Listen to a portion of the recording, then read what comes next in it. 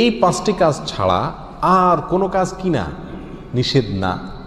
অতএব সহবাসের পরে কোনো মেয়ে, কোনো মহিলা তিনি যদি গোসল না করে, ফরজ গোসল না করে তিনি যদি কি করেন, গৃহস্থলীর কাজকাম করেন, রান্না বাড়া করেন, অন্য কাজকাম করেন, বাচ্চাকে দুধ খাওয়ান, এগুলো এই পাঁচটি নিষিদ্ধ কাজের আওতায় যেহেতু নাই, অতএব সেটা জায়েজ আছে। আমাদের দেশে যত কঠোরতা সব মেয়েদের উপরে, ছেলেদের উপরে নাই। ছেলে গোসল ফরজ হয়েছে, 2-4 ঘন্টা শুয়ে রয়েছে বা এমনকি হাঁটাহাঁটি করছে, তাকে তেমন কেউ কিছু বলে না। সমস্ত চাপগুলা মেয়েদের উপরে। আর এই ফতোয়াগুলা মেয়েদের উপরে, ফতোয়াগুলা দেয়ও বেশিরভাগ মেয়েরাই।